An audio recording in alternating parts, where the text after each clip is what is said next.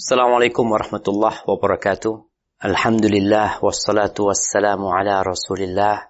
Segala puji bagi Allah Jalla Jalaluh. Salawat dan salam semoga senantiasa tercurahkan untuk baginda Nabi kita Muhammad alaihi salatu wassalam. Amma ba'd, kaum muslimin yang semoga dirahmati oleh Allah Jalla Jalaluh. Kita lanjutkan kajian kita. Ahibati fillah, kembali kita belajar memperbaiki apa yang mungkin kurang baik dari diri kita, dari keluarga kita, dari masyarakat kita. Kita belajar tentang bagaimana Rasulullah SAW menciptakan masyarakat madani, menciptakan sebuah tatanan yang begitu indah dari tatanan kemanusiaan. Kita masuk ke bab yang berkaitan dengan silaturahim dan berbakti kepada kedua orang tua. Di bab sebelumnya kita membahas bagaimana Rasulullah SAW memerintahkan kepada kita untuk berbuat baik kepada tetangga, kemudian nanti kepada anak-anak, kepada istri. Semuanya telah diberi arahan oleh Nabi SAW. Karena Allah Azza wa Jal dalam sebuah hadits qudsi mengatakan, Ya ibadi, kullukum dhalun illa man hadaituh, fastahduni ahdikum. Wahai hamba-hambaku, kalian semua tersesat. Kalian tidak tahu jalan yang benar, kecuali orang yang aku kasih petunjuk. Fastahduni, maka mintalah kalian kepadaku petunjuk, niscaya aku akan memberikannya kepada kalian. Di antara cara mendapatkan petunjuk tersebut adalah dengan belajar. Dan setelah kita belajar, kita memahami, ternyata ilmu saja nggak cukup kalau nggak diamalkan. Banyak di antara kita yang mengaku umat Islam, mengaku pengikut Rasulullah Sallallahu Alaihi Wasallam, tapi kalau dilihat bagaimana rumah tangga dia, bagaimana hubungan dia dengan keluarganya, bagaimana dia dengan orang tuanya, dengan kerabatnya, dengan tetangganya, tidak menunjukkan bahwa dia seorang Muslim. وعن أبي ذر رضي الله عنه قال رسول الله صلى الله عليه وسلم إنكم ستفتحون أرضا يذكر فيها القيراط وفي رواية ستفتحون مصر وهي أرض يسمى فيها القيراط فاستوصوا بأهلها خيرا فإن لهم ذمة ورحما وفي رواية فإذا افتتحتموها فأحسنوا إلى أهلها فإن لهم ذمة ورحما أو قال ذمة وصهرا رواه Muslim. Dari Abu Dzar radhiyallahu anhu, dia mengemukakan Rasulullah sallallahu alaihi wasallam bersabda, sesungguhnya kalian akan menaklukkan satu negeri yang disebut-sebut di sana Al-Qirat sebagai mata uangnya. Dalam satu riwayat disebutkan kalian akan menaklukkan Mesir, yaitu suatu wilayah yang di dalamnya disebut Al-Qirat. Oleh karena itu, terimalah pesanku supaya kalian bisa berbuat baik kepada penduduknya, karena di antara mereka terdapat orang-orang yang harus dilindungi dan termasuk sanak kerabat. Dalam riwayat yang lain disebutkan, jika kalian sudah berhasil menaklukkannya, maka berbuat baiklah kepada penduduknya, karena di antara mereka ada yang harus dilindungi dan termasuk sanak kerabat. Atau beliau bersabda, ada yang harus dilindungi dan ada hubungan keluarga dari pihak istri. Hadis riwayat Muslim. Subhanallah jemaah. Kita lihat bagaimana Rasulullah SAW menumbuhkan optimisme di diri para sahabat. Dalam kondisi para sahabat di kota Mekah seperti itu, di kota Madinah, beliau berulang kali diserang oleh orang-orang kafir yang ingin menghancurkan peradaban Islam. Tapi Nabi SAW mengatakan kepada mereka, Innakum sataftahuna ardan yuzkaru fiha al-qirat, sataftahuna Misra. Kalian akan menaklukkan sebuah negeri yang namanya Mesir. Nggak kebayang tuh orang Arab menaklukkan Mesir. Kenapa? Karena pada hakikatnya orang-orang Arab tidak memiliki pemerintahan yang bagus di antara mereka. Apalagi kota Mekah. Siapa raja di kota Mekah? Siapa pemimpinnya? Mereka sendiri ribut di antara mereka. Tapi Nabi menjelaskan, dan apa yang beliau sampaikan menjadi kenyataan. Mesir ditaklukkan. Dan sampai hari ini, kita tahu negeri Mesir. Negeri yang penduduknya beragama Islam secara mayoritas. Negeri yang sampai hari ini, mereka menggunakan bahasa Arab. Mesir bukan negeri Arab. Bahkan lokasinya berada di daratan Afrika. Gimana umat Islam sampai ke sana dan ditaklukkan?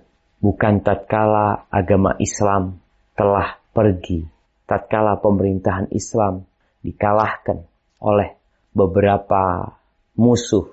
Kita tahu Mesir pernah dijajah oleh beberapa negeri, tapi ternyata penduduknya tetap dengan keislaman mereka. Mereka tetap dengan bahasa Arab mereka.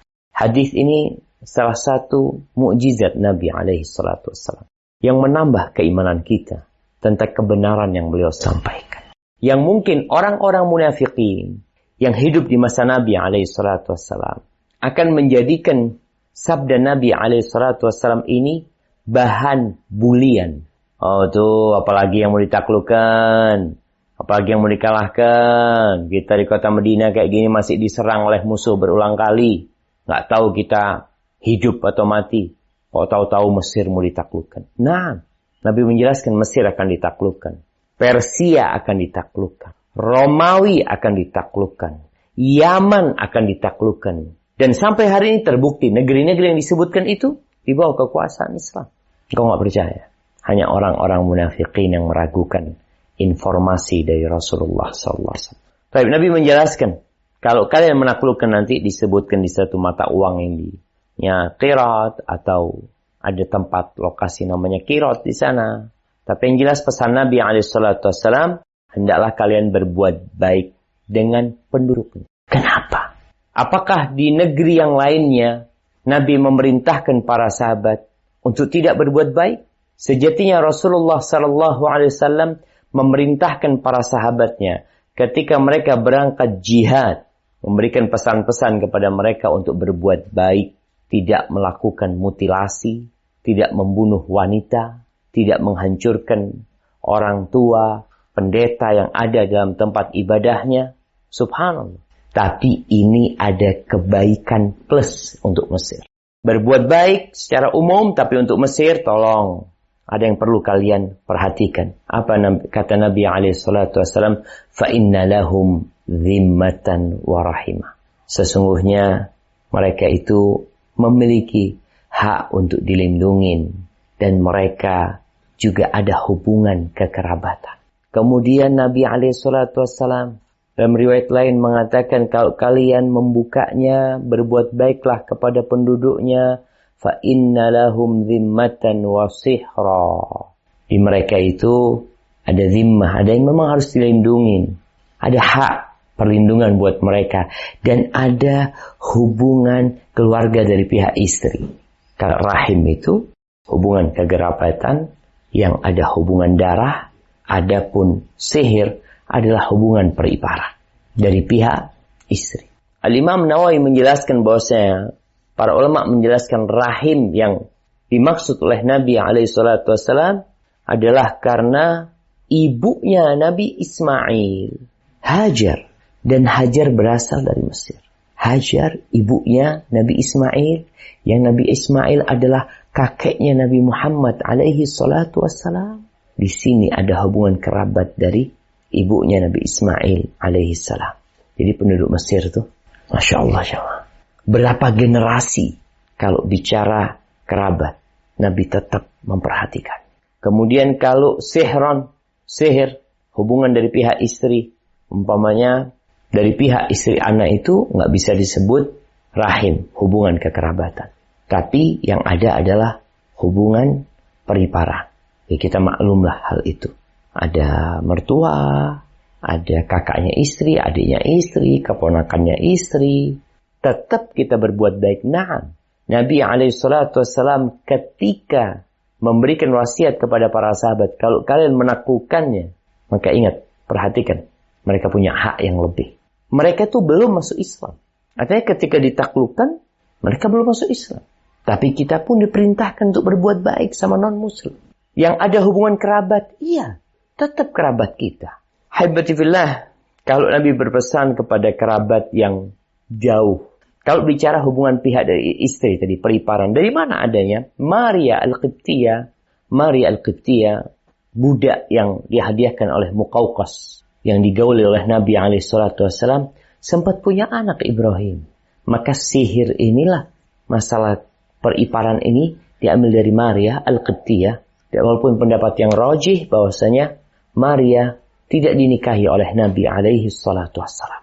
Kembali tadi Anda mengingatkan, kalau dari Hajar sampai ke Nabi Muhammad SAW, itu mungkin 10 atau 15 generasi atau 20 generasi. Masih disuruh memperhatikan. Apalagi yang sepupu kita. Apalagi yang saudara kita, yang paman kita, yang bibi kita. Apalagi sekarang nih, di COVID-19. Hendaklah kita lebih peduli sama kerabat kita. Kenapa? Karena mereka punya hak. Dan Nabi mengingatkan ini kepada para sahabat. Barakallahu fikum. Jamaah rahimakumullah, itu yang bisa kita kaji. Semoga ilmu yang kita kaji hari ini berguna buat kita dan bisa kita amalkan dalam kehidupan kita. Dan semoga Allah menerima amalan kita. Sampai berjumpa kembali. Barakallahu fikum. Wassalamualaikum warahmatullahi wabarakatuh.